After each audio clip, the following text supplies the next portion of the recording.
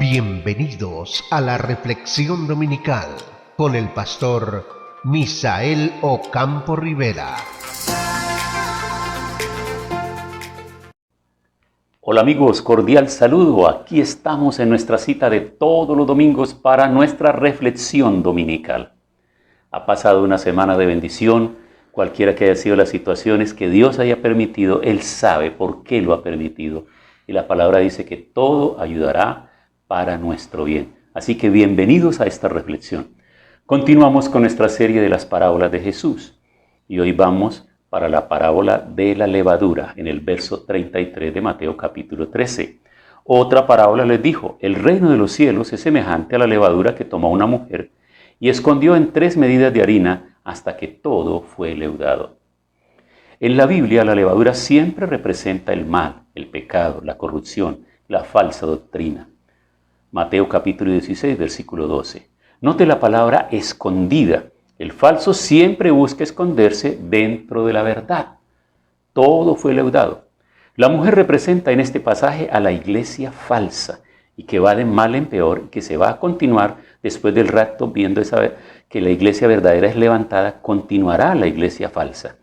La iglesia debe cuidarse de la contaminación del mundo sin Cristo en todas sus formas. Estamos hablando de la iglesia verdadera, obviamente.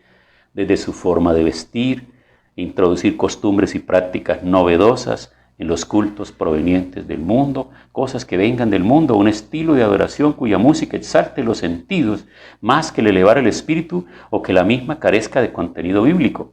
La iglesia está expuesta a muchos peligros, pero tengamos cuidado de que no sea combatido esto desde una posición farisaica en vez de una manera bíblica. Los desvíos y pecados de la iglesia deben ser corregidos con verdad, tanto con misericordia.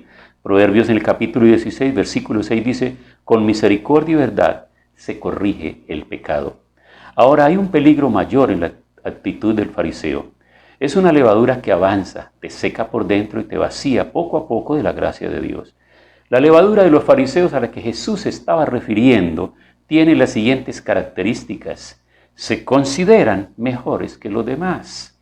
Eso lo podríamos verificar nosotros ahí en Lucas capítulo 18, versículo 11. Condenan a otras personas de manera injusta por sus presuposiciones. Lucas capítulo 15, versículo 2.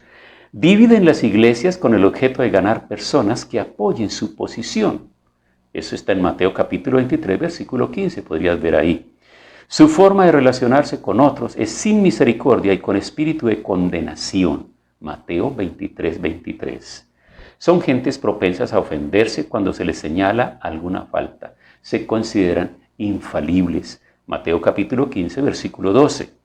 Se ocupan de las cosas de la forma de la fe antes que de lo central del evangelio. Es lo que nosotros decimos, la forma de las cosas que están mirando externamente, cómo se visten, cómo actúan, cómo hablan, pero realmente no están cuidando de fondo la doctrina cristocéntrica en medio de todo. Son gente que se ocupa de lo externo de otras personas más que de buscar evidencias de la gracia en Cristo. Mateo 23, 25. La levadura leudada de los fariseos produce amargura, celos y enojo. Muchas veces esta realidad intenta disfrazarse de argumentos bíblicos, como en los tiempos de Jesús, pero el fruto amargo es imposible de ocultar.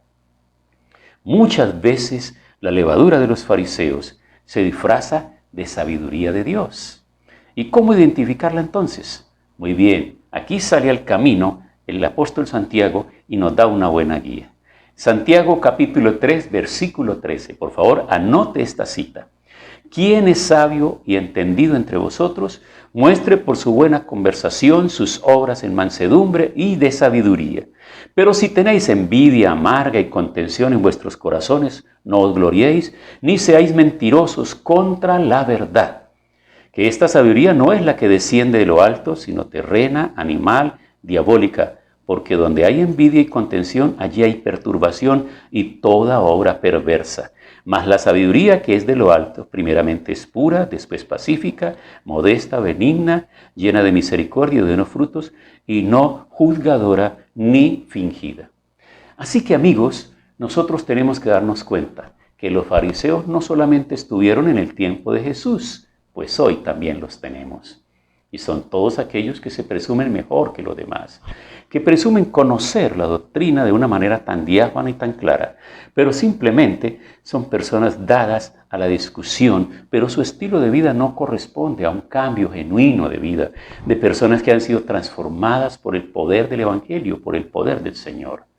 Sigue siendo lo mismo. Los fariseos en el tiempo de Jesús presumían, están listos para juzgar en todo momento a Jesús. Nunca le creyeron, siempre estuvieron colocándole trampas. Recordemos que algunos de ellos incluso le hicieron invitaciones personales para que llegaran a su casa a comer. Recordemos particularmente el caso de un tal Simón que invitó a Jesús, vamos a suponer que a una cena a su casa. Y al llegar a ese lugar, una mujer pecadora entró a la escena y empezó y regó un perfume de alto costo en los pies de Jesús y empezó a enjugarlo y a llorar con sus cabellos y sus lágrimas ahí sobre los pies del maestro. Y entre tanto el fariseo sentado al frente cavilaba y pensaba y decía a sí mismo, allá en su mente, este no es ningún profeta, este no es ningún enviado de Dios y mucho menos va a ser el Dios hecho hombre. Si ese fuera, se daría cuenta qué clase de mujer lo está tocando y no se lo permitiría. Y Jesús inmediatamente sale en la escena para cortarle ese monólogo mental que tenía Simón y le dice, Simón, a quien más se le perdona, más ama. Llegué a tu casa y no me lavaste los pies, no me ungiste ni me diste beso. Jesús como judío conocía perfectamente cuál era el protocolo para atender a los visitantes. ¿Qué tenían que hacer cuando llegaban a la casa de los visitantes? Y es tal el descaro de Simón que se olvida de todo esto. Tiene un menosprecio total por Jesús. Se ve que lo que quiere es tenderle una trampa. Pero Jesús sale adelante porque conoce perfectamente el corazón y la intención del hombre. Y entonces en medio de todo podríamos decir, ¿y quién fue mejor librado? ¿El fariseo Simón o la mujer arrepentida que estaba ungiendo a Jesús? Porque ella se estaba anticipando exactamente a la obra de crucifixión de Jesús y estaba preparándolo ya. Ella entendía perfectamente, aunque era una mujer pecadora, pero tenía la evidencia de que le han sido perdonados sus pecados y estaba clamando por esa misericordia de Jesús. Amigos, la palabra dice que el que se acerca al Señor, el Señor no lo echa fuera. Él está dispuesto para ayudarnos. Es mejor mantener una actitud humilde delante del Señor y no esa actitud sobradora de los fariseos que todo lo saben, todo lo pueden, todo lo conocen y todo lo tienen. No, en el reino de Dios tenemos que tener corazones humildes, estar dispuestos a aprender, estar dispuestos a ir delante del Señor, humillar nuestro corazón diariamente, ir delante de Él y reconocer que en medio de nuestra debilidad es el mejor escenario para que el poder del Señor venga a nuestras vidas. El apóstol Pablo, hablando con el Señor y orándole frente a sus situaciones y dificultades, le confesaba su debilidad y el Señor le dice que en la debilidad se perfecciona el poder de Dios. De manera que esto es lo que nos lleva a nosotros a entender esa gracia poderosa del Señor. Necesitamos cada día tener esto en nuestra mente y en nuestro corazón.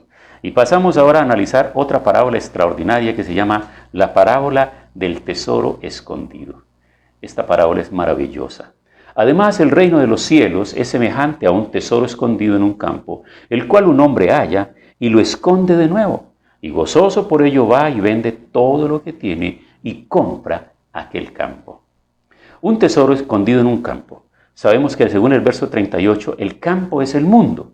En el mundo hay luz porque los cristianos son la luz del mundo, dice Mateo capítulo 5, versículo 14. Pero la mayoría de las personas no buscan la luz porque prefieren quedarse en sus pecados, no queriendo buscar este tesoro. Pero cuando alguno lo encuentra, lo esconde en su corazón. Pero este tesoro no puede ser escondido porque cuando Cristo entra en una vida, hay una transformación interna que se refleja en el rostro y en la vida y en la cotidianidad de cada persona. Cuánto gozo y cuánta alegría hay esas personas que experimentan la gloria y la gracia de Dios.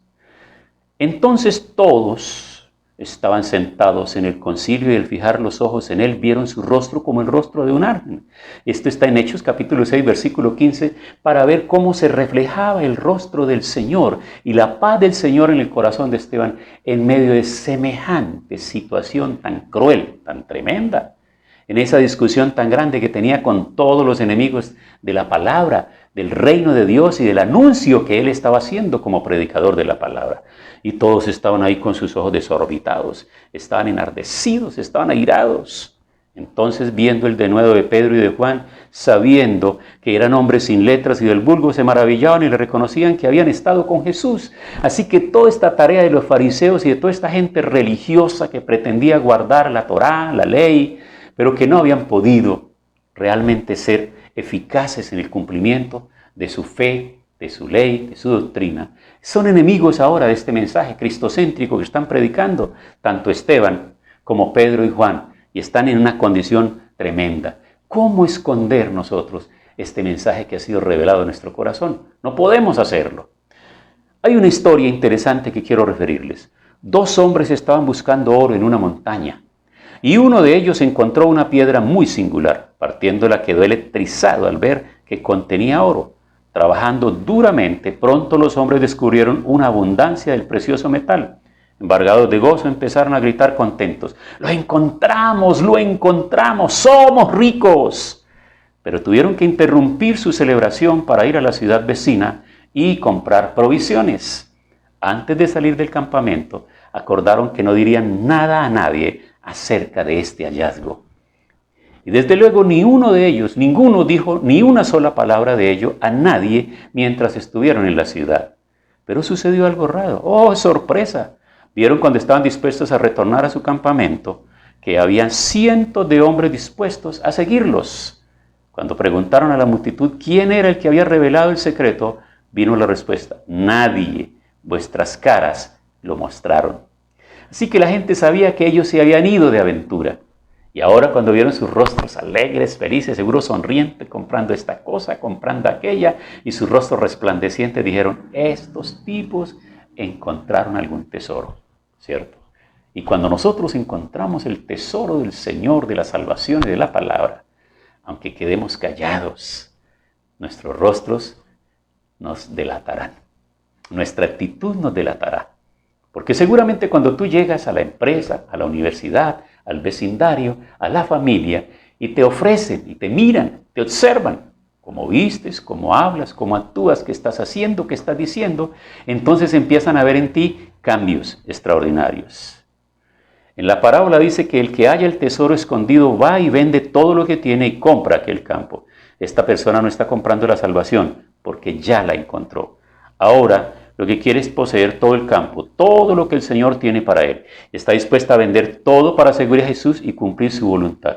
Esto representa a un cristiano dispuesto a seguir a Jesús cualquiera que sea el costo.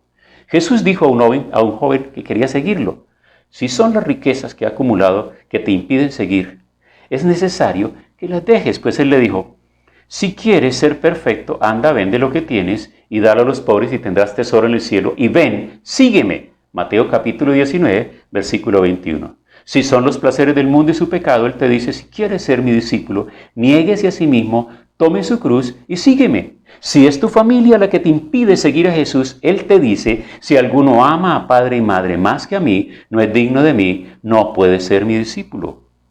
La compra del gran tesoro, que tiene trascendencia eterna, exige que nos despojemos de todos aquellos tesoritos que nos han deslumbrado en la vida y estemos dispuestos a seguirlo y amarlo solo a Él sobre todas las cosas.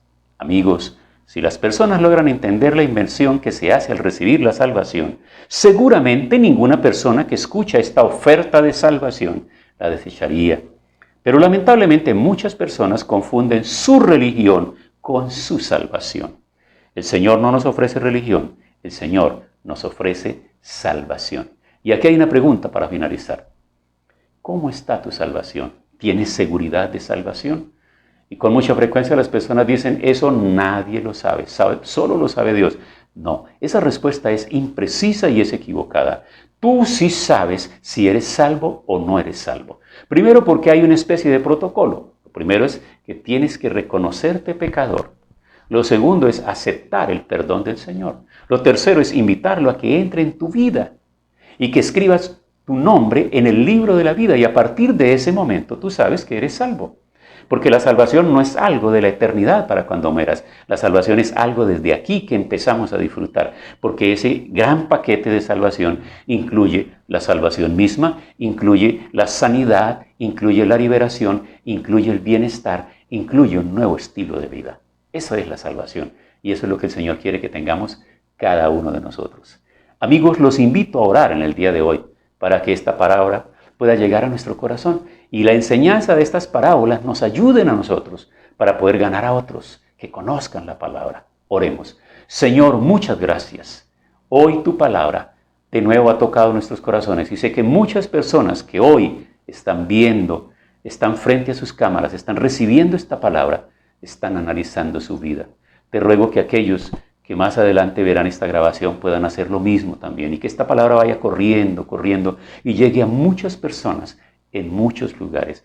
Gracias por permitirnos hoy utilizar estos medios y a través de estas plataformas virtuales hacer que la palabra avance por muchos lugares del mundo. Prepara los corazones para recibir esta palabra. Gracias en el nombre de Jesús. Amén. Bueno, amigos, deseo que todos tengamos una semana llena de alegría y de gozo. Y si vienen problemas, si vienen dificultades, recordemos que el Señor nos dará la fuerza y el valor para salir adelante. Para usted y su familia, una semana en bendición.